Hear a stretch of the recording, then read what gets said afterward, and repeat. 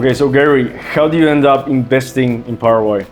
Well, to make a long story short, Gaston, I visited this city for the first time in May of 2022, and I really didn't know much about Paraguay. I knew where it was located. Most people go to Brazil, they go to Argentina. This is sort of like what I found to be that sort of a little bit of a golden secret here, if you will. And when I first got here, I was so surprised to see the city so green with lots of trees, and I really kind of fell in love with that because it made me feel like I was back in New York. Being from New York, we have a lot of green trees and everything.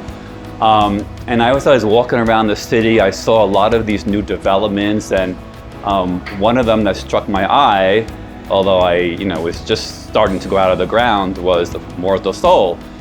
And as I was looking around the city, I saw a booming city, a city that would be changing a decade from now, and I really wanted to be part of that investment and part of that change. And I was looking for buildings around me, and I saw some buildings that were just sort of basic developments. And I didn't want to go and invest into a Me Too building because I don't think that's worth anybody's investment. I think the investment should be in something that's architecturally beautiful and done correctly and different from the Me Too buildings out there.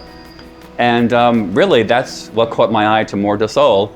And then I reached out to you, and we had this great conversation. I was so happy you could speak English, of course, because mi español es terrible. And we had a great conversation, and I started to look at the actual developer itself, Altius, I think I'm saying that correctly, who of course I've never heard of because being from New York, I don't know that name per se, and then realized that there is good financial backing to him.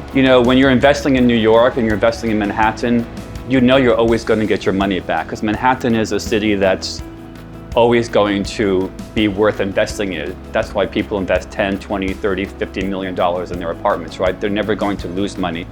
So part of my concern until I did the research was to make sure that this was a financially stable builder and that there was some money behind him and that this wasn't going to be, halfway up and then no more funds to complete it. And that, to be honest, was a little bit of a concern out of the gate.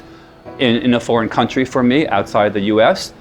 But those concerns went away once I did the investigation and realized that there's great US backing.